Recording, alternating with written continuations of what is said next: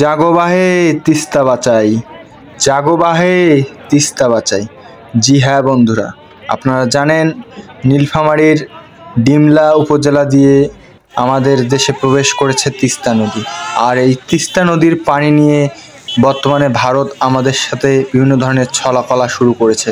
আপনারা জানেন এসব বিষয়ে অনেকে, যার কারণে কিছুদিন পূর্বেই তিস্তা নদীর পাড়ে রংপুর বিভাগের অসংখ্য লোক জড়ো হয়েছে এবং এর তীব্র আন্দোলন এবং প্রতিবাদ জানায়।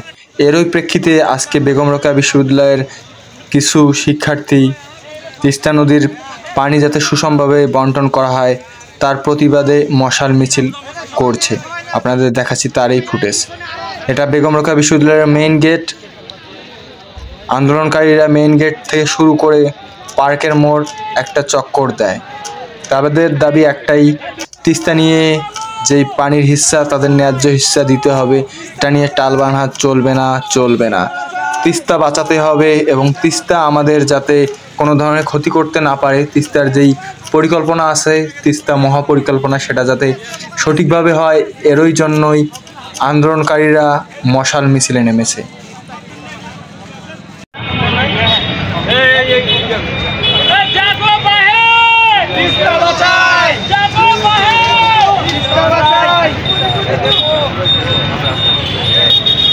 আপনার বেরোবি ইউনিভার্সিটির প্রধান সড়কের সামনে তিস্তা প্রকল্পকে সামনে নিয়ে ওঠার জন্য মশাল মিছিলের ব্যবস্থা করা হয়েছে।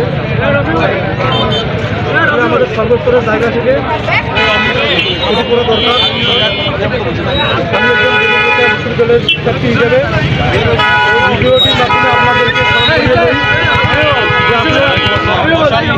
তিস্তা নদীকে ঘিরে রয়েছে একটি প্রকল্প, যেটাকে বলা হয় তিস্তা মহাপরিকল্পনা সেচ প্রকল্প।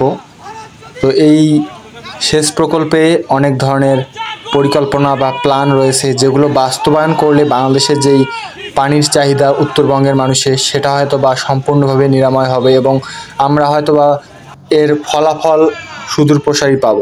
যার কারণেই আমাদের আন্দোলনকারীরা আজকে মাঠে। তো আপনারা এই ধরনের আন্দোলনকে সাপোর্ট করবেন এবং ডেফিনেটলি ভিডিওটা শেয়ার করবেন। দেখা হবে আগামী কোনো ভিডিওতে। তিস্তা বাঁচাই এবং তিস্তার জন্য লড়াই করি। সকলকে ধন্যবাদ।